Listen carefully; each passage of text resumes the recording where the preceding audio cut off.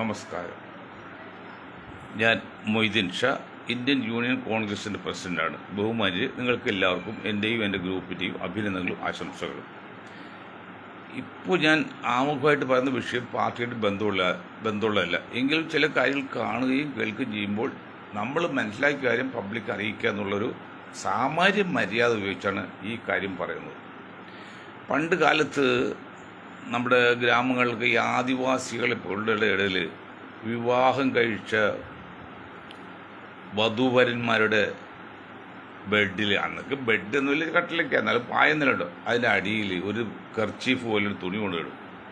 എന്നിട്ട് അമ്മായിയമ്മ വന്ന് രാവിലെ നോക്കുക, അതായത് ബ്ലഡിൻ്റെ അംശം ഇല്ലെങ്കിൽ കന്യകയല്ല എന്നുള്ള ഇതിൽ ഇടപാട് തീർക്കാർക്ക് ഉണ്ടായിരുന്നു എന്ന് പറയുന്നു.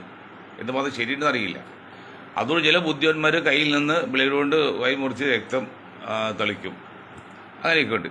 ഇതൊന്നും അല്ല ഇവിടെ വിഷയം. ഇപ്പോൾ ഏതൊരു പുരോഹിത മുസ്ലിം പണ്ഡിതന്മാർ പറഞ്ഞു തന്നു, അങ്ങനെ ഒരു വെള്ള തുണിയിൽ വേണം, രാവിലെ വന്നപ്പോൾ രക്തം ഉണ്ടാവും നോക്കണം, രക്തം ഇല്ലെങ്കിൽ പിറ്റേത് അതിനെ വീട്ടിലേക്ക് വിടണം എന്ന് പറഞ്ഞതായിട്ട് ചാനലിൽ കാണുന്നു. അത് എന്ത് പറഞ്ഞ് ശരിയെന്ന് എനിക്കറിയില്ല. അങ്ങനെ ഒരു മുസ്ലിം പറയാൻ സാധ്യമില്ല.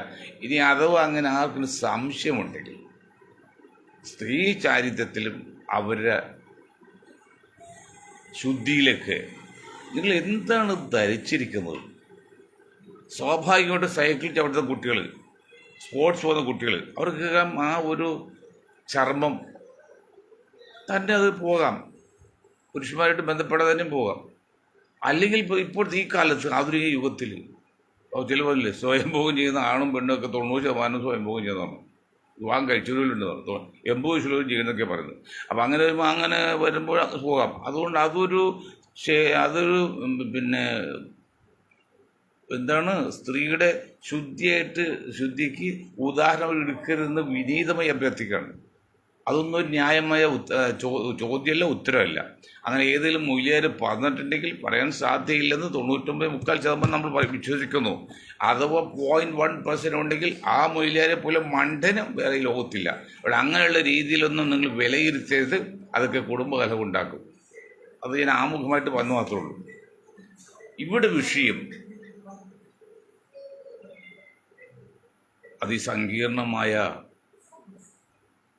ഇന്ത്യ രാജ്യം കടന്നു പോകുമ്പോൾ രാവിലെ നമ്മളൊരു അറ്റാക്ക് നടത്തി.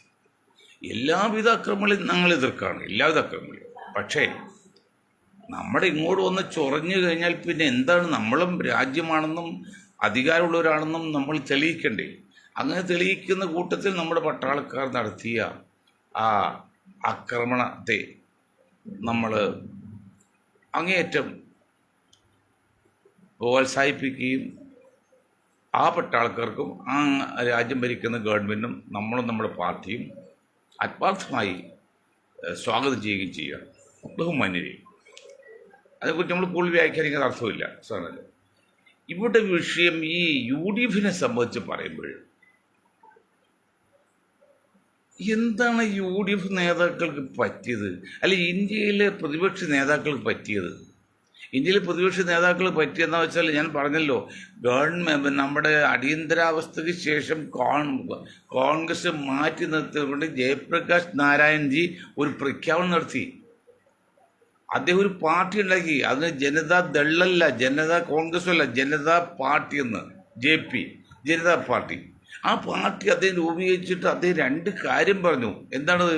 ഒന്ന്, ഞാൻ ഈ പാർട്ടിയിൽ ഒരു സ്ഥാനവും വഹിക്കില്ല. മറ്റൊന്ന്, ഈ പാർട്ടിയിൽ കോൺഗ്രസ് ഒഴിച്ച് ബാക്കി എല്ലാവരും ഉണ്ടായിരിക്കും. അങ്ങനെ ധീരമായി 2 നടപടിയെടുത്ത ജയപ്രകാശ് നാരായൺജിയെ പോലുള്ള അധിവസിച്ച, വളർന്ന് വികസിച്ച, മരിച്ചുപോയ നമ്മുടെ നാടാണ് ഇന്ത്യ.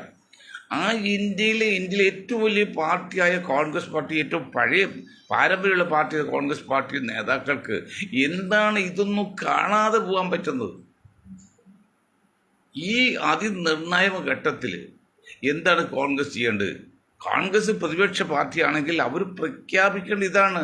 അന്ന് ജയപ്രകാശ് നാരായൺജി പറഞ്ഞ പോലെ ഇതിൽ കോൺഗ്രസ് ഒഴിച്ച് ബാക്കി എല്ലാവരും, ഇതിനകത്ത് BJP ഒഴിച്ച് ബാക്കി എല്ലാവരും ഇതിലുണ്ടായിരിക്കും, മസ്റ്റാണ്. ആരും പുറത്ത് നിർത്തുന്നില്ല. എന്ന് ഒരു ഔദ്യോഗികമായിട്ട് ഒരു പത്രസമ്മേളനം പത്രക്കുറിപ്പോ അല്ലെങ്കിൽ പ്രസ്താവന നടത്തിയതെങ്കിൽ അവൻ വരുമ്പോൾ അവനെടുക്കൂല ഇവനെടുക്കൂല പറയേണ്ട കാര്യമുണ്ടോ? അങ്ങനെ BJP ഒഴിച്ചുള്ള സർവകക്ഷികളെയും ഇതിൽ ഉൾപ്പെടണം എന്ന് പറഞ്ഞ് ക്ഷണിക്കുകയും വരുന്നവരൊക്കെ സ്വീകരിക്കുകയും ചെയ്യണ്ടേ? അതല്ലേ ആരും എത്തിക്കല്ലി കളയുക അല്ലെങ്കിൽ അവോയ്ഡ് ചെയ്യാൻ പറ്റുമോ? അത് ചെയ്യാത്തതിന് കാരണത്തിലല്ലേ ഇന്ത്യൻ നാഷണൽ കോൺഗ്രസ് നയിക്കുന്ന പ്രതിപക്ഷത്തിന് ഇത്രയും ക്ഷീണം പറ്റിയത്. എന്താണ് പാർലമെന്റിൽ ഇലക്ഷനിൽ കുറച്ച് സീറ്റ് കിട്ടി, 50 സീറ്റ് ഇരട്ടി സീറ്റ് കൂടുതൽ കിട്ടിയത് കോൺഗ്രസ്. അത് ചെറിയ സംഭവമൊന്നുമല്ല. പക്ഷെ അതിനുശേഷം വന്ന എല്ലാ ഇലക്ഷനിലും തകർന്നു പോലെ തരിപ്പണം പോലെ. അതെന്താണ് നിങ്ങൾ ചെയ്യാത്തത്?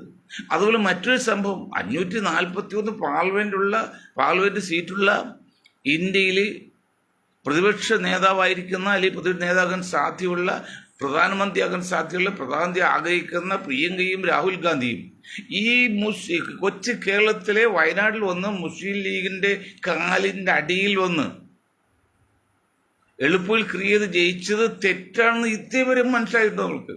എന്താണ് അതിന്റെ സൈഡ് എഫക്റ്റ് ഉണ്ടായത്?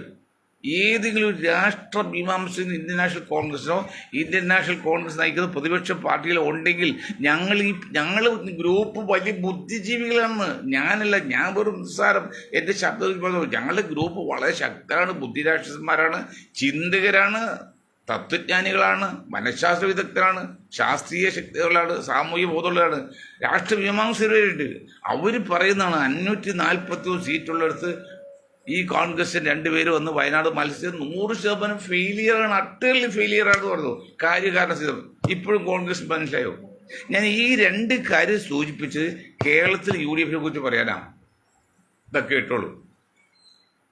UDF LDF നിന്ന് തെറ്റിപ്പിരിഞ്ഞ് UDF വന്ന അൻവറിനെ UDF സ്വീകരിക്കാൻ ഒരു ഉപാധി വെച്ചു എന്ന് പറഞ്ഞാൽ അത് സതീശനാണെന്ന് എനിക്കറിയില്ല, ആരുടെ കോൺഗ്രസ് നേതാക്കൾ ഒരു ഉപാധി വെച്ചു. എന്താണ്? CMPTയിൽ ചേർന്നിട്ട് ആ മുന്നിൽ നിൽക്കുക, എന്നിട്ട് UDF നിൽക്കാന്ന്. Idea is good but leg is by എന്ന് നെഹ്റു പറഞ്ഞു എന്ന് പറയും പോലെ ഐഡിയ നല്ലതാണ്, പക്ഷെ നിങ്ങളുടെ ഉദ്ദേശം ശരിയാണ്, പക്ഷേ കാലിൻ്റെതായി പോയിന്ന്. തമാശ പറയാണ്. നെഹ്റുവിൻ്റെ മകളോട് ബസ്സിൽ യാത്ര സ്വാഭാവിക യാത്ര ചെയ്തിട്ടില്ല. പുറകിൽ നിന്നൊരു യുവാവ് കാല് തോണ്ടി അവൻ നെഹ്റു ഷൂസ് ഇടാതെ പോകുന്നുണ്ടോ? അപ്പോൾ ചോണ്ടിപ്പോൾ കുറച്ച് കഴിയുമ്പോൾ നെഹ്റു പറഞ്ഞത് നിങ്ങളുടെ ഐഡിയ കൊള്ളാം, പക്ഷെ കാല് എൻ്റേതാണ്, മകളുടെ അല്ല എന്ന് പറഞ്ഞ് തമാശ പറയും പോലെ നിങ്ങൾ കോൺഗ്രസ് ഐഡിയ കൊള്ളാം, പക്ഷെ അത് വളരെ ഫെയിലിയർ അല്ലേ? കാരണം എന്താണ് കാരണം? ഇതൊക്കെ കേട്ടോളൂ. കോൺഗ്രസ് നേതാക്കളെ, ഒരു പഞ്ചായത്ത് മെമ്പർ പോലും ആകാത്ത CP ജോൺ നയിക്കുന്ന CMPയിൽ 2 പ്രാവശ്യം MLA ആയി കഴിഞ്ഞാൽ ഒരു സീനിയർ നേതാവ് എങ്ങനെ ഉൾക്കൊള്ളിക്കാൻ പറ്റും? എങ്ങനെ ഉൾക്കൊള്ളണമെങ്കിൽ CP ജോൺ മാറി അതിൻ്റെ സെക്രട്ടറി ആയിട്ട് അൻവറിനെ വയ്ക്കണം. അത് CP ജോൺ ചെയ്യുമോ? ചെയ്യുകയാണെങ്കിൽ ഓക്കെ, തടസ്സമൊന്നുമില്ല. അതങ്ങനെ ചെയ്യാൻ പറയാമോ? കാരണം അദ്ദേഹം രൂപീകരിച്ച പാർട്ടി, അദ്ദേഹം രൂപീകരിച്ചത് CMP രാഘവനാണ്. എങ്കിലും അതിൻ്റെ CMPയുടെ സെക്രട്ടറി സ്ഥാനത്ത് CP ജോൺ മാറിയിട്ട് ശരി അൻവർ ഏൽക്കൂ, എന്നിട്ട് പാർട്ടിയിൽ മുന്നിൽ നിൽക്കാം. അതാണ് ഓക്കെ. അത് നടക്കുന്ന കാര്യമാണോ? അതാണോ നിങ്ങൾ ഉദ്ദേശിച്ചത്? അല്ലെങ്കിൽ ഒരു പഞ്ചായത്ത് മെമ്പർ പോലും അകത്ത് CP ജോൺ നയിക്കുന്ന പാർട്ടിയിലേക്ക് 2 പ്രാവശ്യം MLA അൻവർ ചെന്നിട്ട് CP ജോണിന്റെ കീഴിൽ നിൽക്കണം.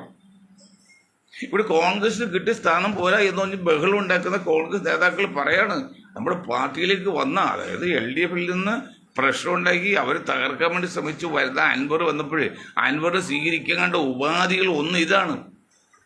അതെങ്ങനെയാണ് ആ ഉപാധി ശരിയാകുക? ഇത്ര മണ്ടനായിട്ട് നിൽക്കുന്ന UDF നിങ്ങൾ എങ്ങനെയാണ് അധികാരത്തിൽ കയറുക?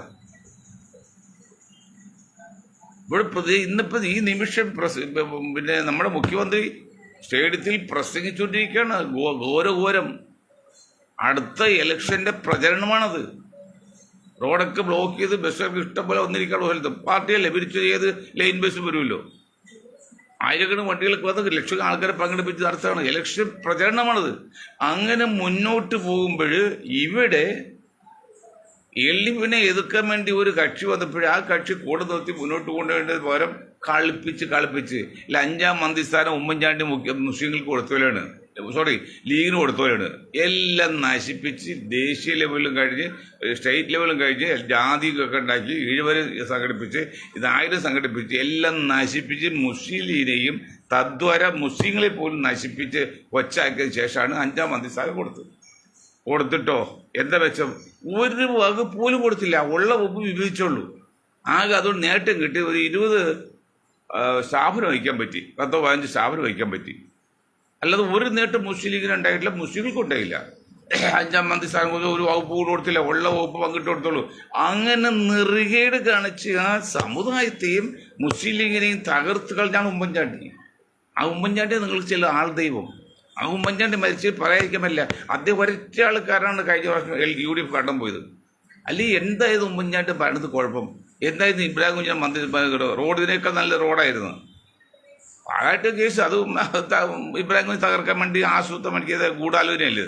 അതിനൊക്കെ പകരം ചോദിക്കാനോ അല്ലെങ്കിൽ പകരം തെളിയിക്കാനോ ഇബ്രാഹിമിനെ പോലുള്ള മണ്ടന്മാർക്ക് സാധിച്ചില്ല, ലീഗിന് സാധിച്ചില്ല. അല്ലെങ്കിൽ കാര്യക്കാരൻ്റെ സഹിതം പറയട്ടെ, മെട്രോയിൽ മുറ്റത്ത് ഒരു പില്ലറ് അങ്ങടെ അറ്റത്തേക്ക് എത്തിയില്ല, എത്താതെ വാർത്ത അത് പൊളിഞ്ഞാടി. അതേകള് തെറ്റൊന്നും ഇവിടെ ചെയ്തില്ല. കോൺക്രീറ്റ് ചെയ്ത കമ്പി ഒരല്പം കനം കൊടുത്താണ് ആരോപണം. അതൊന്നുമല്ല കാരണം. മെയിൻ കാരണം കാക്കാട് മെട്രോയുടെ പണി തുടങ്ങി. അവിടെ ഇപ്പോഴത്തെ ആ പാലം നിലനിന്നാൽ പാലം തമ്മിൽ ഒരടി വ്യത്യാസമുണ്ട്. പാലവും മെട്രോൻ്റെ തോന്നുന്നത് അത് ബുദ്ധിമുട്ടാണ്. അത് എഞ്ചിനീയർക്ക് വെച്ച് തെറ്റാണ്. അത് പറഞ്ഞ് എഞ്ചിനീയർമാരുടെ ആൾക്കാർ തല്ലിക്കൊല്ലും. പക്ഷെ എന്ത് ചെയ്തു? അതുപോലെ പാലും പണിഞ്ഞ് മോശമാക്കിയതുകൊണ്ട് ഇബ്രാഹിം കുഞ്ഞ് 2-8 ഉദ്ദേശം ഇടതുപക്ഷത്തിനല്ലേ. ഒന്ന് ഇബ്രാഹിം കുഞ്ഞ് തകർക്കാം, ഇബ്രാഹിം കുഞ്ഞ് നിന്നില്ല, മകൻ നിർത്തിയ സീറ്റ് പോയി, രാജു ജയിച്ച്, രാജു മന്ത്രി. അതിന് ഒരുപാട് നേട്ടങ്ങളുണ്ടാക്കി. അത് അങ്ങനെയല്ല ഇങ്ങനെയാണെന്ന് പറയും. ഈ കുഞ്ഞാക്കാക്കോ ഇബ്രാഹിം കുഞ്ഞോ സാധിച്ചില്ല, മുസ്ലിം ലീഗിനോ സാധിച്ചില്ല. ഉള്ളിക്ക് ഉപ്പേരി പോലെ പറയണ്ടേ, അതല്ല മിസ്റ്റേക്ക്. പക്ഷെ പാവം അതിന് ബോധവൽക്കരണം ചെയ്യാനോ അല്ലെങ്കിൽ അതിന് പ്രചരണം ചെയ്യാനോ ലീഗിനെ കൊണ്ടോ ഇബ്രാഹിമിനെ കൊണ്ടോ കുഞ്ഞാക്കനോ സാധിച്ചില്ല. അത് തകർത്ത് കളഞ്ഞ്. അതുപോലെ ഇവിടെ എങ്ങനെയാണ് പിന്നീട് അൻവറിനെ നിങ്ങൾ CMPയിൽ ചേർത്ത് മുന്നോട്ട് വന്നത്? പ്ലാൻ ചെയ്തോ? എളുപ്പത്തിൽ ക്രിയതല്ലേ? അതെല്ലാം ദുഷ്ടലാക്ക അല്ലെങ്കിൽ മണ്ടത്തരടന്നേ. ഈ 540 സീറ്റുള്ള ഇന്ത്യൻ പാർലമെന്റിലേക്ക് വയനാട് മത്സരിച്ച പോലെ അതുപോലെ ഒരു ബുദ്ധിശൂന്യമായി പ്രവൃത്തിയായിരുന്നു CMPയിലേക്ക് പോയിട്ട് അൻവറിനെ മുന്നിൽ നിർത്താന്ന് പറഞ്ഞത്. അൻവറെ തകർക്കാനും അൻവറെ കൊച്ചാക്കാനും കാലം. അവിടെ നമ്മൾ പറയാം അൻവറല്ല വേറെ തോമസോ അല്ലെങ്കിൽ രാജനൊക്കെ ആണെങ്കിൽ ഇത് പറയുമോ?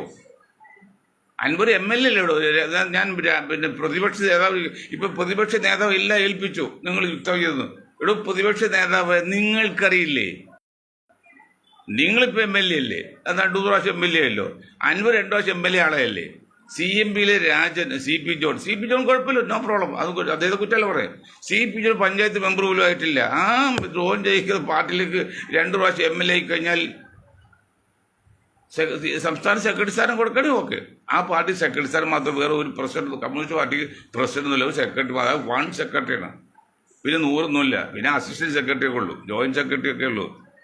അല്ലാതെ ജനറൽ സെക്രട്ടറിയാണ് ഇപ്പൊ പുതിയ സ്റ്റൈല്. അതൊന്നും കമ്മ്യൂണിസ്റ്റ് പാർട്ടിക്ക് എത്തിയിട്ടില്ല. CPMൽ പോലും വന്നല്ല സെക്രട്ടറി, പിന്നെ ജോയിന്റ് സെക്രട്ടറി അല്ല, അസിസ്റ്റന്റ് സെക്രട്ടറി ഒക്കെയാണ്. CPIക്ക് അസിസ്റ്റന്റ് സെക്രട്ടറിയാണ്. അപ്പൊ അങ്ങനെയുള്ള ഇപ്പൊ നിങ്ങൾ എന്തുകൊണ്ട് ചിന്തിച്ചില്ല? അതിനർത്ഥം നിങ്ങൾക്ക് ബോധമില്ല, UDF നയിക്കുന്ന കോൺഗ്രസ് നേതാക്കൾ ബോധമില്ല, അൻവറിന് ബോധമില്ല, CMPക്ക് ബോധമില്ല. ഈ നേതാക്കൾക്കൊന്നും ഒരു തിരിച്ചറിവോ വിവേകമില്ലെന്ന് പറയേണ്ടി വരും. പാവം മൊയ്തീൻ ഷാക്ക് ഇത് പറയേണ്ടി വരും. നിങ്ങൾ ആലോചിച്ച് നോക്ക്. ശരിയല്ലേ ഞാൻ പറഞ്ഞത്? പിന്നെ നിങ്ങൾ വെച്ച് എങ്ങനെ ഈ LDFനെ എതിർക്കാൻ പറ്റും? അവരത്ര കണ്ണിങ്ങാണ്. ഞാൻ ഇന്നലെ പറഞ്ഞു, അസംബ്ലി ഇലക്ഷൻ കഴിഞ്ഞാൽ അന്ന് പോലും പിണറായി സഖാവ് അടുത്ത ഇലക്ഷൻ നോക്കി. ഇപ്പം ആലുവയിൽ അൻവർ സാദത്ത്, കോൺഗ്രസ് അൻവർ സാദിനെ കുറിച്ച് ഒരു പരാതി എന്ന് വെച്ചാൽ വേറെ ഒന്നുമില്ല. അദ്ദേഹം അസംബ്ലി ഇലക്ഷൻ ജയിച്ചു കഴിഞ്ഞാൽ അന്ന് പോലും അടുത്ത ഇലക്ഷനിലേക്ക് പിന്നെ പ്രവർത്തനം തുടങ്ങുന്നു. അത് കഴിവേടൊന്നുമില്ല, കഴിവ് തന്നെയാണ്. ഞാൻ തമാശ പറഞ്ഞാണ്. അതുപോലെയാണ് അവസ്ഥ LDF ചെയ്തത്. പക്ഷെ കോൺഗ്രസോ, ആ കോൺഗ്രസിന്റെ സംസ്ഥാന പ്രസിഡന്റിനെ മാറ്റാനോ മാറ്റാതിരിക്കാനോ എന്തെങ്കിലും തീരുമാനം എടുക്കാൻ പറ്റുന്നുണ്ടോ ഈ കോൺഗ്രസ് കൊണ്ട്? രാഹുലിനെ കൊണ്ടോ അല്ലെങ്കിൽ ഗാർഗയെ കൊണ്ട് സാധിക്കുന്നുണ്ടോ? അപ്പോൾ നിങ്ങൾക്ക് BJP താഴെ ഇറക്കണം എന്നാണ് ഇന്ത്യൻ നാഷണൽ കോൺഗ്രസ് നയിക്കുന്ന ഇടതുപക്ഷ പിന്നെ പ്രതിപക്ഷ മുന്നണിക്ക് ഉള്ളതെങ്കിൽ നിങ്ങൾ തലപ്പത്തിരിക്കുന്ന ഒരു വ്യക്തി A or B, ആ വ്യക്തി ഒരു സ്ഥാനം വഹിക്കരുത്. അപ്പോൾ മഹാത്മാഗാന്ധി അത് സ്ഥാനം വഹിച്ചാണോ ജനങ്ങൾ ഇടയിലും പിന്നെ അധികാരമൊക്കെ വന്നത് അല്ലെങ്കിൽ ബഹുമാനം ഉണ്ടായത്? ജയപ്രകാശ് നാരായണൻ പഞ്ചായത്ത് മെമ്പറായിട്ടാണോ ഇത്രയും നിന്നത്? അങ്ങനെ എത്ര ആൾക്കാർ. നിങ്ങൾക്ക് മാത്രം എന്ത് ചെയ്യാൻ പറ്റില്ല? ഗാർഗിയാണെങ്കിൽ പക്കത്തിൽ ആളെ ഗാർഗെ ഒരു സ്ഥാനം ഏൽക്കരുത്, ഗാർഗ അതിന് നേതൃത്വം നിൽക്കട്ടെ. അപ്പോൾ അവിടെ ഒരു വിഷയം വന്നാൽ ഇന്ന് ഞാൻ തരാമല്ലോ ഒരു ഡൈവോഴ്സ് കേസിൽ ഇടപെട്ടോട് സന്തോഷമായിട്ട് തീർത്ത് പോകുന്നത്. കാരണം 2-3 മണിക്കൂർ സംസാരിക്കേണ്ടി വന്നത് ശരിയാണ്. കാരണം നമുക്ക് യാതൊരു താല്പര്യമില്ല, രണ്ടുപേരും എനിക്ക് ഒരുപോലെ ഇരുന്നുകൊണ്ട് ഒരു പക്ഷം പിടിച്ചാൽ നടക്കില്ല. അതുപോലെ 2-3 പാർട്ടികൾ 8-10-34 പാർട്ടികൾ പങ്കെടുക്കുന്ന ഒരു മുന്നണിയിൽ ആ മുന്നണിയിൽ ഒരാളെങ്കിലും സ്ഥാനമാനം ആഗ്രഹിക്കാത്ത നിഷ്പക്ഷ ഒരാൾ വേണ്ടേ? അല്ല, ഞാൻ പ്രധാനമന്ത്രി ആകാൻ ശ്രമിക്കുമ്പോൾ ഏറെ കേസ് വന്നാൽ ഞാൻ സമ്മതിക്കുമോ? ഒറ്റക്കാരൻ കൊണ്ടല്ലേ നിതീഷ് കുമാർ വന്നപ്പോഴും പുറത്താക്കേണ്ടി പിന്നീട് നമ്മുടെ പശ്ചിമ ബംഗാളിൽ ആ മാഡം വന്നപ്പോഴും ഉൾക്കൊള്ളാൻ പറ്റും. നിങ്ങൾക്ക് ഉൾക്കൊള്ളാനും പറ്റില്ല, ഉൾക്കൊള്ളിക്കാനും പറ്റില്ല. നിങ്ങൾ എങ്ങനെയാണ് ഇത്ര സങ്കീർണമായ ഈ ഇപ്പോഴത്തെ BJP താഴെയിറക്കാൻ നോക്കുക? എന്താ നിങ്ങളുടെ ഇന്ത്യയിൽ പ്രതിപക്ഷ പാർട്ടിയുടെ അവസ്ഥ എന്താന്ന്? നിങ്ങൾ ആകെ കൊട്ടി ഘോഷിക്കുന്നത് 50 സീറ്റ് വരെ 100 സീറ്റ് കിട്ടി, ഒരു 50 സീറ്റ് കൂടുതൽ കിട്ടി കഴിഞ്ഞാൽ പാർലമെന്റ് ഇലക്ഷനിൽ MP പ്രസ്ഥാനം നല്ലത് തന്നെ, തെറ്റൊന്നുമില്ല. അത് പല കാരണമുണ്ട്, ഞാൻ പണ്ട് പ്രാവശ്യം ഞാൻ പറഞ്ഞില്ല. പക്ഷെ അതിനുശേഷം നടന്ന ഇലക്ഷൻ ഹരിയാന, മധ്യപ്രദേശ്, രാജസ്ഥാൻ, ഇതിപ്പോൾ ബീഹാർ നടക്കാൻ പോകണം. എന്തിനാണ് ഈ കളിയെല്ലാം കളിക്കുന്നത്? ബീഹാറിൽ ഭരണം നിലനിർത്താൻ വേണ്ടി അത് BJP മുഖ്യമന്ത്രി ആകാനോ ആഗ്രഹം ശ്രമിക്കല്ലേ? അത് പരിഹാരമായിട്ട് നിങ്ങൾ എന്താണ് കാണുന്നത്? ആ നിതീഷ് കൂടിച്ചേർക്കാൻ പറ്റുമോ? അപ്പൊ പറയുന്ന വെച്ചാൽ കോൺഗ്രസ് നേതാക്കളെ ലീഡർമാരെ നിങ്ങൾ പറയുന്നത് ചെയ്യുന്നു പ്രാക്ടിക്കല്ല. ബി പ്രാക്ടിക്കൽ പറയും, പ്രായോഗിക തത്വം അതല്ല. അതുണ്ടെങ്കിൽ ഈ പ്രതിപക്ഷ നേതാവ് എന്ന് പറയുന്ന VD സതീശന് CMPയിൽ ചേർന്ന് പ്രശ്നം പരിഹരിക്കാന്ന് ഒരു സൂചന പറയുമോ? അഥവാ അങ്ങനെ ഒരു സൂചന പറഞ്ഞാൽ ഇങ്ങനെ പ്രോട്ടോകോൾ വിഷയം ഉണ്ടെന്നൊക്കെ ചിന്തിക്കണ്ടേ? അതൊന്നും ചിന്തിച്ചില്ല. ഇതൊക്കെ ഞങ്ങൾ പറഞ്ഞു തരേണ്ടി വരും എന്ന് പറയുമ്പോൾ ഞങ്ങൾ വിഷം പറയുമോ?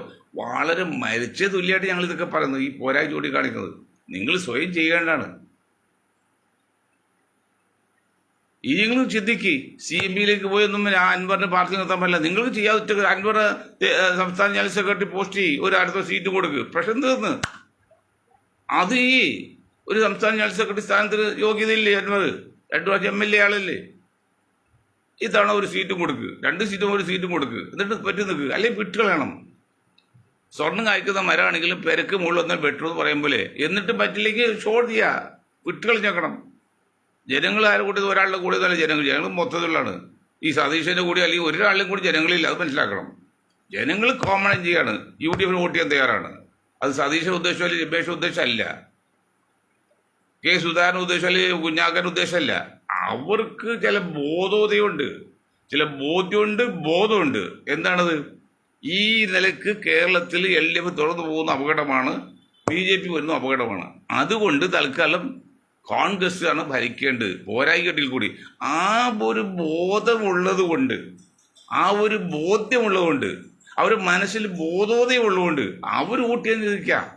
അതിൽ പ്രത്യേകിച്ച് 40% മുസ്ലിം വോട്ടർമാർ. അതുകൊണ്ട് എന്തൊക്കെ കളിച്ചാലും UDF അധികാരത്ത് വരും. ഇനി കോൺഗ്രസ് എത്ര ഉരുട്ടിയാലും കളത്തിൽ കാണിച്ചാലും ജനങ്ങൾ സമ്മതിക്കുന്നില്ല. അത് നടക്കും. പക്ഷെ അതിന് നിങ്ങൾ കുറുക്കുവഴി കാണല്ലേ? കുറുക്കുവഴി കാണുന്നതാണ് നമ്മുടെ ഇദ്ദേഹത്തിൻ്റെ കാര്യം. അൻവറിനെ കൊണ്ടത് എത്ര നാളായി അൻവർ അവിടെ ഇറങ്ങിയിട്ട്? വിത്തിൻ അവേഴ്സ് മണിക്കൂറിനുള്ളിൽ ആ പ്രശ്നം പരിഹരിച്ച് കോൺഗ്രസ് കൂടെ തീർത്തിട്ടല്ലേ? പിന്നെ അൻവറിനെ ഒറ്റ കളിക്കാൻ വിടാവോ? അതല്ല അപകടം ഉണ്ടായത്. ഒരു വിഷയമില്ല, ശാന്തമായി പോയ നിലമ്പൂർ ഈ 100% UDF ഉറപ്പിച്ച സീറ്റ്, ആ സീറ്റ് കൊണ്ട് നിങ്ങൾ കളഞ്ഞ് ചർച്ച ഉണ്ടാവില്ലേ? അത് അൻവറിൻ്റെ ആ ജോയിയുടെ പ്രഖ്യാപനമല്ലേ? ജോയിയെ നിശ്ചയിക്കാൻ അൻവർ എന്താണ് അവകാശം?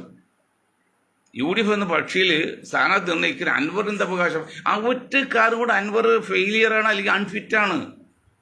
എങ്കിലും ഇപ്പോഴത്തെ പ്രത്യേക സാഹചര്യത്തിൽ അദ്ദേഹം അവിടെ ഇറങ്ങി വന്നു, UDF നിൽക്കുന്നു, കൂടെ നിർത്തുക.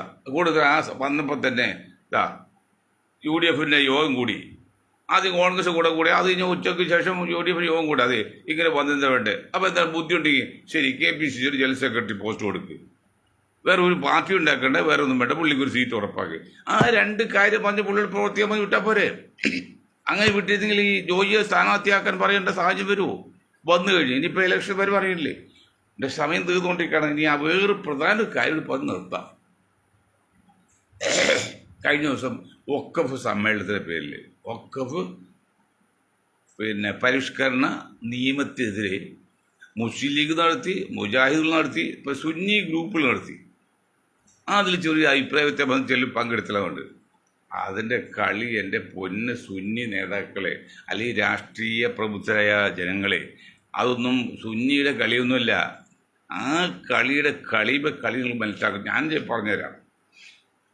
500 ഏക്കർ സ്ഥലം മുനമ്പത്ത്, 500 ഏക്കർ ഉദ്ദേശം അല്പം കുറയും, 100 സെൻറ്റ് ഒരു ഏക്കർ. അപ്പോൾ 500 × 100 = 50,000 500, 5000, 50,000 സെൻറ്റ് ഭൂമിയാണ്. ഒരു സെൻറ്റ് ഭൂമി അവിടേക്ക് 1 കോടി കൊടുത്താലും കിട്ടില്ല. എന്തുകൊണ്ട് കിട്ടില്ല? കേരളം പോലുള്ള ചെറിയ സംസ്ഥാനത്ത് ഇത് കടലോരത്ത് ഒരു 100 ഏക്കർ ഒരുമിച്ച് കിട്ടാനുള്ള ഒരു സ്ഥലവുമില്ല. ഉള്ള വിഴിഞ്ഞം തുറമുഖം പോയി, മറ്റ് സർക്കാർ നേവൽ ബേസിൽ അത് പോയി, കണ്ണൂരടുത്തുള്ള എല്ലാം കഴിഞ്ഞ് ഒരു 100 ഏക്കർ കിട്ടുന്ന ഒരു സ്ഥലമില്ല. അങ്ങനെ വരുമ്പോഴേ 500 ഏക്കറുള്ള സ്ഥലത്തിന് വില പ്രഖ്യാപിക്കാൻ പറ്റില്ല, അല്ലെങ്കിൽ വില നിർണ്ണയിക്കുമല്ല, അവർണ്ണനീയമാണ്, അല്ലെങ്കിൽ വില നിശ്ചയിക്കാൻ പറ്റാണ്. അങ്ങനെ നമുക്ക് 1 കോടി നമ്മൾ പിടിച്ചാൽ 50,000 കോടി രൂപ വരും. കേരളത്തിൽ ഒരു കൊല്ലത്തെ ബഡ്ജറ്റ് കേരളത്തിലാണ്. ആ ഈ 50,000 കോടി രൂപയിൽ ദിവസം ലക്ഷക്കണക്കിന് വാടക വാങ്ങിക്കുന്ന റിസോർട്ടുകളുണ്ട്, അതിൽ പെൺവാണി പാടൊക്കെയാണ്. അപ്പോൾ 50,000 കോടി മൂല്യമുള്ള ഒരു വസ്തുവിന് ഒരു 500 കോടിയാണ് മുടിക്കാൻ 1% വരുള്ളൂ. 500, 5000, 50,000. ഈ 500 കോടി മുടിക്കൽ ചില സംഘടനകൾക്ക് 5, 10, 50 കോടി കൊടുത്താൽ അവരുടെ നില ക്ലിയറായി. എങ്ങനെ നിലയാവും? ഒരു പ്രതിഷേധ യോഗം വരുമ്പോൾ അതിനെ തകർക്കുക, ഗ്രൂപ്പാക്കുക, തമ്മിൽ തല്ലിക്ക് ശക്തി കുറക്കുക. ആ കളിയും കൂടി ഇല്ലേ എന്ന് നിങ്ങൾ ചിന്തിക്കണം. ഇതിൽ AP സുനിൽ ഈ അടുത്ത കാലത്ത് പ്രധാനപ്പെട്ട ഭരണകക്ഷിയിലെ 2 നേതാക്കൾ ചെയ്തിട്ടുണ്ട്. AP സുനിലെ അല്ല AP സുനിയാമല്ല, ആ മൊസിയാലോട് ഇവിടെ ഞങ്ങൾക്ക് അങ്ങേറ്റ പ്രതിഷേധം. പ്രായോഗികമല്ലാത്ത, പക്വതയില്ലാത്ത, വെറും അറിവ് മാത്രമേ അവർക്കുള്ളൂ, തിരിച്ചറിവില്ല.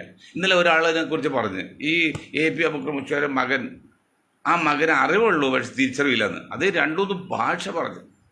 ഒന്ന് പേരെടുത്ത് പറയാണ്, ഒന്ന് ഗർഭം 4 കൊല്ലം വരെ ഉണ്ട്, സ്ത്രീകൾ ജോലിക്ക് പോയി പ്രസവം നടക്കൂല. അറ്റ കൈ പറയണം, ഇസ്ലാമും ഹദീസും ഉദ്ദേശിച്ചുകൊണ്ട് ഭരണകക്ഷിയെ സപ്പോർട്ട് ചെയ്യണം. അവിടെ ഞങ്ങളിവിടെ LDF സപ്പോർട്ട് ചെയ്തു, അവിടെ BJP സപ്പോർട്ട് ചെയ്തു. ഈ ഇടവും മനുഷ്യ, ഞാൻ പറയട്ടെ, ഞാൻ പോയത് എൻ്റെ സുഹൃത്താണ്, ഞാനവിടെ പോയിട്ട് അവർ തന്നെ സ്വീകരിച്ചാൽ എല്ലാം കാണിച്ചൊക്കെ പറയട്ടെ. നിങ്ങൾ ഇന്ന് ചെറിയൊരു മനുഷ്യനല്ല, വലിയൊരു പ്രസ്ഥാനത്തിൻ്റെ ദേശീയ നേതാവാണ്. വാപ്പയുടെ സ്ഥാനം കഴിഞ്ഞ് വാപ്പപ്പാര് വയോധികല്ല. ഇത് നിങ്ങൾക്കറിയാതെ നിങ്ങൾ ഇതുപോലെ മണ്ടത്തരം പറഞ്ഞാൽ നിങ്ങൾക്ക് ജനങ്ങൾ തിരിക്കും. ഞാൻ ഒരു കാര്യം പറയും, APയുടെ എന്നോട് ദുഃഖമേക്കുന്നത്, APയുടെ വിദേശത്ത് പോയിട്ട് ചില ചാനൽ ചർച്ചയിലേക്കുള്ള ഇസ്ലാമിനെ കുറിച്ച് പറയുമ്പോൾ ഭാഷാശൈലിയും ആശയൊക്കെ നോക്കുമ്പോഴേ അങ്ങേറ്റം മോശമാണ്, ഒരു സ്റ്റാൻഡ് ഇല്ലാത്തതാണ്. അതൊക്കെ പോട്ടെ, വയസ്സായി, ഇനിയിപ്പോഴത്തെ കാലമുണ്ട്. ഞാൻ ചോദിക്കട്ടെ, നിങ്ങൾ ഭരണകക്ഷിയെ പ്രോത്സാഹിപ്പിക്കാം എന്നുണ്ട് എന്ന് പറഞ്ഞാൽ ഖുർആനും ഹദീസും ഞങ്ങളും പഠിക്കുന്നുണ്ട്, അല്ലെങ്കിൽ ഞങ്ങൾ പഠിച്ചവരും ഞങ്ങളുടെ കൂടെ ഉണ്ട്. അതിന് ഭരണകക്ഷിയെ അനുകൂലിക്കുക എന്നല്ല, അംഗീകരിക്കാന്നുണ്ട്. അത് കറക്റ്റാണ്. അംഗീകരിച്ചാൽ അവർക്ക് സപ്പോർട്ട് ചെയ്യാന്നല്ല, അത് രാജ്യം ഭരിക്കുന്ന കക്ഷിയാണ് നമ്മളവിടെ അംഗീകരിക്കുന്നു. ഓക്കെ, അത് അവിടെ കൂടെ കിടക്കാൻ, അല്ലെങ്കിൽ അവർക്ക് സപ്പോർട്ട് ചെയ്യാൻ, അവർക്ക് പേരിട്ടായി കൊടുക്കാൻ പറയുന്നില്ല. അവിടെ വാക്കർത്ഥം നോക്ക്, അല്ലെങ്കിൽ ഗ്രമാറ്റിക്കൽ മിസ്റ്റേക്ക് വരും. നിങ്ങൾ നോക്ക്, നിങ്ങൾ പറഞ്ഞല്ല, അതുകൊണ്ട് നമുക്ക് കടമയാണ് നമുക്ക് അവരെ സപ്പോർട്ട് ചെയ്യില്ലെന്ന്. അങ്ങനെ ഇല്ല സാർ. ഇപ്പോൾ കേരളത്തിൽ LDFയുടെ ഭരണം, പ്രത്യേകിച്ച് മുസ്ലിം സമുദായം ചെയ്യുന്ന അനീതി അക്കമിട്ട് ഞങ്ങളെപ്പോലും പറയുന്നുണ്ട്. എന്നിട്ടും ഈ AP സുനിയുടെ മുഷിയർക്ക് മനസ്സിലാകുന്നില്ലല്ലോ. ഈ അടുത്ത കാലത്ത് ആ DGP ആയിട്ട് തെരയാൻ പോകുന്ന അതല്ല പേര് അദ്ദേഹത്തിന് എല്ലാ തെറ്റും ക്ഷമിച്ച് അങ്ങനെ ഇല്ലെന്ന് പറഞ്ഞ് ഫയൽ ഒപ്പിട്ട് കൊടുത്ത് മുഖ്യമന്ത്രി. റോഡ് നടക്കുന്ന ചില ആൾക്കാർ, ചില സമുദായങ്ങളാണെങ്കിൽ വെറുതെ തല്ലാണ്, ഇന്നസെന്റ് ഒരു കാര്യമില്ലാതെ. വളരെ മോശമായിട്ട് പോകുന്നത്. കാരണം വെച്ചാൽ മുസ്ലിങ്ങളുടെ വോട്ട് LDFന് കിട്ടൂല. അത് LDF വിരോധം കൊണ്ടല്ലാതെ ഞങ്ങൾ പറയുകയും ചെയ്തു. അത് നിലനിൽപ്പിന് വിഷയമാണ്. അപ്പോൾ അവർക്ക് എന്താ ചെയ്യുക? അപ്പോൾ മുസ്ലിങ്ങൾക്കെതിരെ പ്രവർത്തിച്ച് ഞങ്ങൾ മുസ്ലിങ്ങളുടെ ആളല്ല, ഹിന്ദുക്കളുടെയും ക്രിസ്ത്യാനിൻ്റെ ആളാണെന്ന് അവർ തെളിയിക്കണം വോട്ട് കിട്ടാൻ വേണ്ടി. അതിലുള്ള ശ്രമമാണ്. ഇപ്പം രാജ്യസഭ നേതാവ് ആര് ആക്കിയിരിക്കുന്നത്? ജോൺ ബ്രിട്ടാസിനെ. ജോൺ ബ്രിട്ടാസിന് കമ്മ്യൂണിസ്റ്റ് പാർട്ടിയിലെ രാഷ്ട്രീയത്തിൽ എന്ത് പാരമ്പര്യം, എത്ര പാരമ്പര്യം? ഇതെല്ലാം രാഷ്ട്രീയമാണ്. അപ്പോൾ ആ സമുദായത്തിൽ നിന്ന് കുറച്ച് വോട്ട് കിട്ടണം. അല്ലെങ്കിൽ ആ സമുദായത്തിൽ നിന്ന് 10 വോട്ട് BJP പോയാൽ അത് LDFന് കൂടും ചെയ്യും. ഇത് ഈ കോൺഗ്രസ് നേതാക്കൾ മനസ്സിലാകുന്ന വല്ലും. കോൺഗ്രസിനെ കൊഴുതിരിക്കുന്ന ക്രിസ്ത്യൻ പാർട്ടിയിൽ ജാതി സമുദായത്തിൽ നിന്ന് 10 വോട്ട് BJP പോയി അത് LDFിനാണ് ലാഭം, ഗുണം. അത്രയും കോൺഗ്രസ് വോട്ട് കുറയും. LDF അത്ര ആസൂത്രിതമായിട്ട് AKSL റിസർച്ച് ഇരുന്ന് കണ്ടുപിടിച്ച് എങ്ങനെ അടുത്ത പ്രാവശ്യം അധികാരത്തിൽ കയറാൻ അവർ ശ്രമിച്ചുകൊണ്ടിരിക്കുകയാണ്. അതിന് കോടിക്കിട്ട് മുടക്കുന്നുണ്ട്. ഇവിടെ പിന്നെ UDF അവർക്ക് ധാരണ എത്താൻ പറ്റുന്നുണ്ടോ? എന്നിട്ട് അന്ധമായ അനുകൂലമാണ് LDFന് ഈ പറഞ്ഞ ആ മൊയ്ലിയാന്നുള്ളൂ, മുഷിയാന്ന് പറയാൻ പറ്റില്ല. പിന്നെ BJP ഗവൺമെൻറ്. കാരണം മടിയിൽ കനമുള്ളവന് ഭയമുണ്ടെന്ന് പറയുമ്പോൾ പല പല കാര്യങ്ങൾ കോടികൾ ഇടപാട് നടത്തുന്നുണ്ട്. അതിലൊക്കെ എൻഫോഴ്സൊക്കെ വന്നു കഴിഞ്ഞാൽ ബുദ്ധിമുട്ട് അകത്ത് കിടക്കും. അപ്പോൾ അവർക്ക് സ്വാഭാവികമായിട്ടും പണ്ടൊരിക്കൽ ലാലു പ്രസാദ് യാദവ് മന്ത്രി ആയിരുന്നപ്പോഴല്ലോ, ഞാൻ അതിൻ്റെ പ്രസിഡൻ്റ് ആയിരുന്നല്ലോ, ഞങ്ങൾക്ക് സ്വീകരിച്ച് ഞങ്ങൾക്ക് മനസ്സിലാക്കേണ്ടത്. അതുകൊണ്ട് അവർക്ക് ഭരണകക്ഷിയെ താലോലിച്ചും നല്ലവാക്കും പറയാതെ ജീവിക്കാൻ പറ്റില്ല. അങ്ങനെയാണ് രീതി. അത് ചെയ്തോട്ടെ. ഇവിടെ എന്താണെന്ന് വെച്ചാൽ അപ്പോൾ അങ്ങനെ വരുമ്പോൾ സുന്നി ഗ്രൂപ്പിസം ഇത് വിമർശിച്ചു കഴിഞ്ഞ് സുന്നിയുടെ ശക്തി 2-3 ആക്കി കഴിഞ്ഞാൽ നാളെ ഒരു സമരം വരുമ്പോൾ ഒരു ഇതൊക്കെ ഉണ്ട്, സംരക്ഷണ സമിതിയൊക്കെ ഉണ്ട്. ന്യായമായിട്ടും ഒക്കെ സ്വത്തുകാർ കൊടുക്കേണ്ടതാണ്. അങ്ങനെ വരുമ്പോൾ ശക്തി കുറയും. അത് ഏതുപോലെ എന്ന് പറഞ്ഞ് ഞാൻ നിർത്തിയേക്കാം. ബുദ്ധിയുള്ള സമുദായ നേതാക്കളും ബുദ്ധിയുള്ള മറ്റ് ഇതര സമുദായ നേതാക്കളും മനസ്സിലാക്കി വേണ്ടി പറയാണ്. LDFിൻ്റെയൊക്കെ തന്ത്രവും UDFിൻ്റെ അതിനു വേണ്ടി ചില കരുതീക്കകളും അതൊക്കെ പറഞ്ഞില്ല. പ്രതിപക്ഷ നേതാവ് ഓടിച്ചത് പറഞ്ഞില്ല, ഇത് ഒക്കെ ഭൂമിയല്ല എന്നൊക്കെ പറഞ്ഞില്ലേ. അത് ഞാൻ ചർച്ചയ്ക്ക് പോയി എടുക്കുന്നില്ല. ഒറ്റ കാര്യം നിർത്തിയേക്കാം. ഒരു രാജ്യത്ത് നമ്മൾ ഒരു മല്ലൻ, അടുത്ത രാജ്യത്ത് 2 മല്ലന്മാർ ഗുസ്തി പിടിക്കാൻ വന്നപ്പോൾ ഈ മല്ലന് മനസ്സിലായി അവരോട് ഗുസ്തി പിടിച്ചാൽ ജയിക്കില്ലെന്ന്.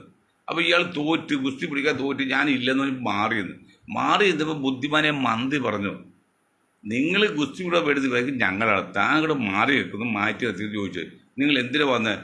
ഞങ്ങൾ ഗുസ്തി പിടിക്കാനാണ്. നിങ്ങൾ 2 പേരില്ലേ, അതുകൊണ്ട് ആരായിട്ട് ഗുസ്തി പിടിക്കും? അപ്പോൾ നിങ്ങൾ തമ്മിൽ പിടിച്ച് ജയിക്കുന്ന ആൾ ഞങ്ങളെ മല്ലം ഗുസ്തി പിടിക്കാൻ വരും. അങ്ങനെ തമ്മിൽ പിടിച്ച് അവശരായി 2 പേരും ഗുസ്തി പിടിക്കാതെ പോയി. ഗുസ്തി പിടിക്കാതെ നമ്മുടെ രാജ്യത്തിലെ മല്ലം ജയിച്ചായിട്ട് പ്രഖ്യാപിക്കുകയും ചെയ്തത്. അതാണ് ഈ ഡിവൈഡ് ആൻഡ് റൂൾ.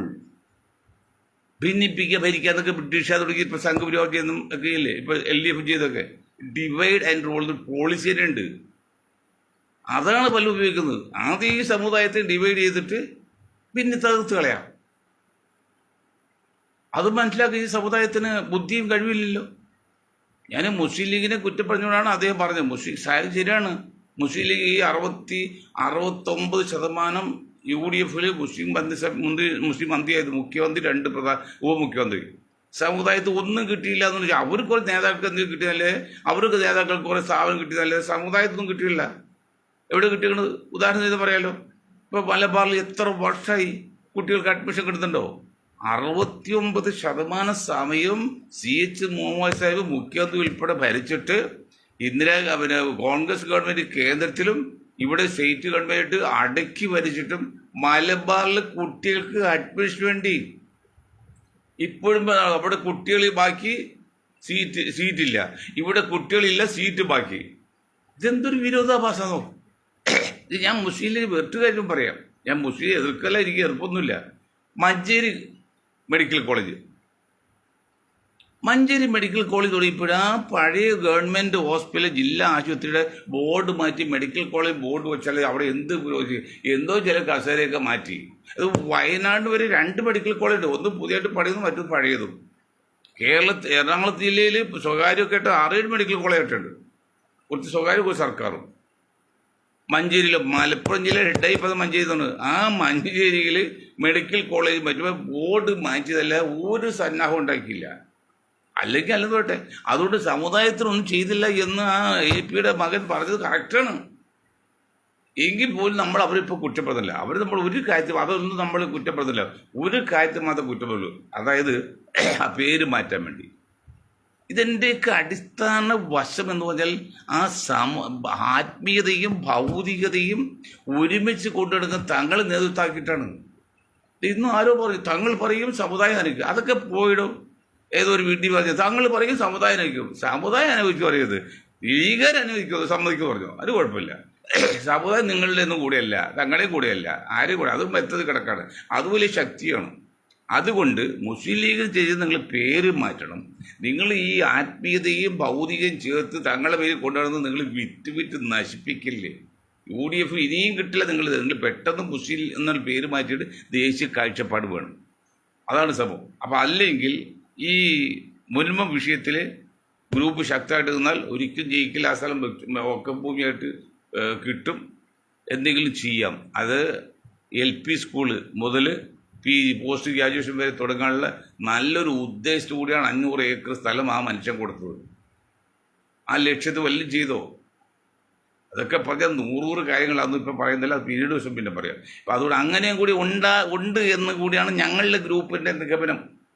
വെറുതെ പറയുന്നില്ല, ശാസ്ത്രീയമായിട്ട് പറയുന്നത്. അപ്പം അതൊക്കെ കണ്ട് മുന്നോട്ട് പോയാൽ ലീഗുകാർ നിങ്ങൾക്കല്ലത്, മുസ്ലിം സമുദായം നിങ്ങൾക്കല്ലത്, പിന്നെ മറ്റ് ഇതര സമുദായങ്ങൾ നിങ്ങൾക്ക് നല്ലത്, നാടിന് നല്ലത്. അതുകൊണ്ട് UDF കുറച്ചുകൂടി ശ്രദ്ധിച്ച് മുന്നോട്ട് പോകുമ്പോൾ അൻവറിൻ്റെ കാര്യത്തിൽ തീരുമാനമെടുക്കണം. അങ്ങനെ ഒരുപിടി കാര്യങ്ങൾ വളരെ ശാസ്ത്രീയമായിട്ട് തീരുമാനം എടുക്കണം എന്ന് പറഞ്ഞുകൊണ്ട് ഞാനിത് നിർത്താൻ നിങ്ങൾക്ക് പോരായി. നന്ദി. ജയ് ഹിന്ദ്.